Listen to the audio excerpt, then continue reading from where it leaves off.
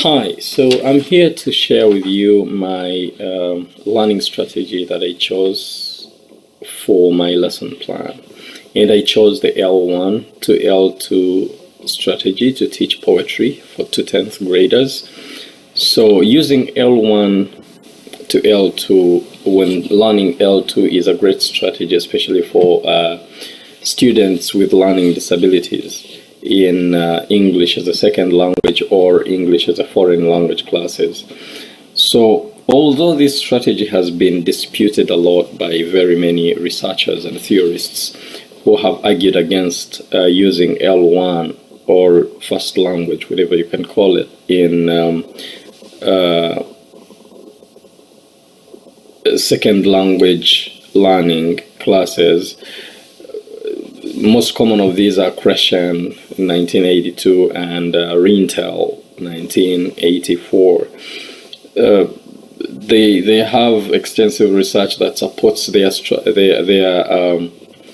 dispute, saying that L1 can disrupt the learning of L2, but very many research has also been put out there to support the use of L1 in L2 learning, and among these the most famous is Vygotsky, the famous theorist of the zone of proximal development, you could call it ZPD, and Cook 2001, who states that students can use L1 to communicate with each other in the classroom, not only to convey information, but also to express their thoughts, emotions, and identities. So I think this is also, it resonates with what Vygotsky says, that L1 is the most powerful intermediary thought that students have, which helps them to explore the knowledge of second language. So this is an English language arts class, and the topic is poetry writing. It's a 10th grade class, and among the students I have JJ, who is an immigrant from Mexico, who is struggling with English, and he's still very uncomfortable when speaking English in front of his peers because he doesn't have the confidence, and his language is still in the development phase. I also have I have 3 students from Mexico, but JJ is the one who is most lacking. And then AM among the Saudi Arabian students is also she's in the developing phase of learning English and still needs a lot of support in all language skills. So I also have 2 students with disabilities, SP, who is an American student, and English is his first language. He has an auditory problem, but given the right aids, he performs very well, both in and outside class. I also have RD, whose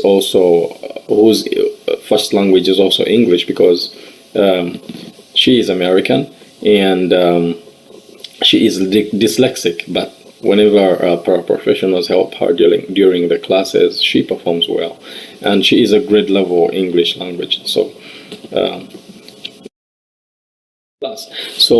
for this learning strategy, using first language or mother tongue in learning the second language, just like I said, the proponents of this strategy, like Vygotsky and Cook, have showed how powerful it is to use L1, allowing students to be in that zone of proximal development, whereby they can associate their culture, associate the things and notions that they are familiar with in learning the new or target language, which is very, very important, especially to build self-esteem and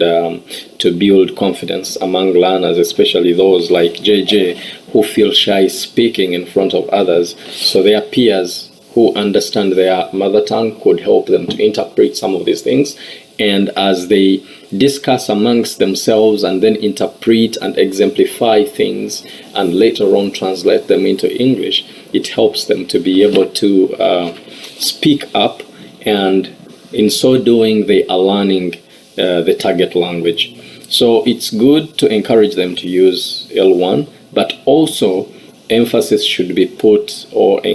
motivation should be put on using L2 such that they can transfer information easily. So I also quote here the text we are using, Echeverria and Graves, 2015, who state that when culturally relevant literature is used in the classroom, students perform better. And in the same case, the book quotes Klingner, I don't know, I think the name is Klingner, and others, who say that modifying and adapting lessons to include culturally relevant information and examples enhances students' motivation. Therefore, L1 is seen as one of the best resources we could use while teaching second language. So as an example for this strategy, this is how I would use L1 to teach L2 when I introduce poetry to my students. So this is the example. The students are going to be placed in groups after, of course, introducing poetry. The advantage is that this is maybe about the third class on this project of poetry writing and learning about poetry, because we've already introduced poetry, discussed what a line is, what a stanza is, what a syllable is, and exemplified them. Now we are looking deeply into poetry and learning how students could be motivated to write their own poetry. So I will divide the class into 3 groups where they will work together with their peers to be able to understand the poem, The Road Not Taken by Robert Frost, and they will be allowed to use their computers, their iPads, and any other resources that they have, like the dictionaries, to understand this poem.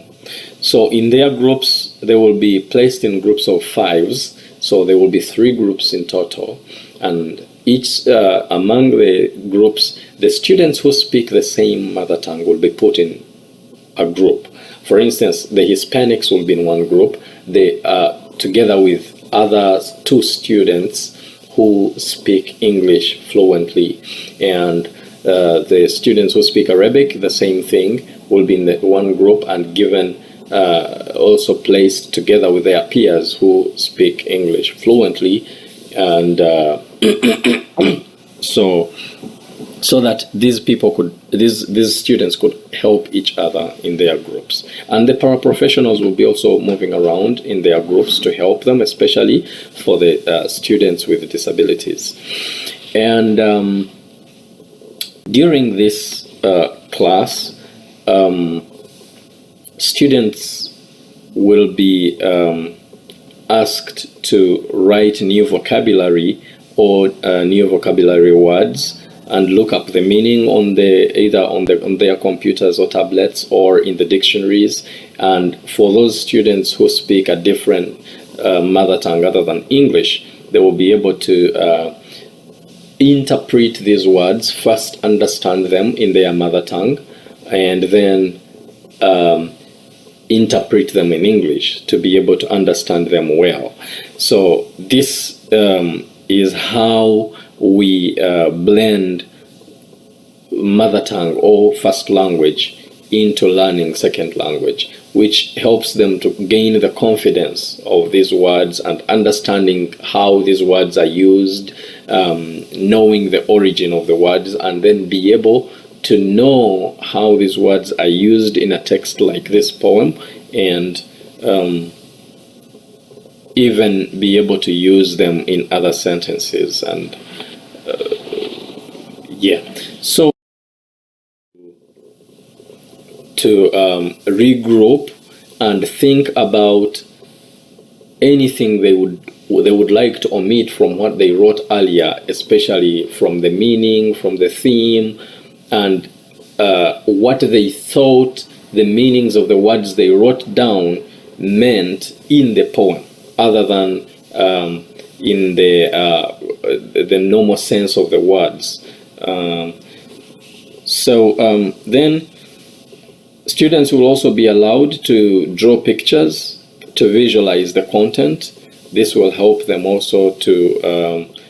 transfer knowledge from these pictures into what exactly the poem is about.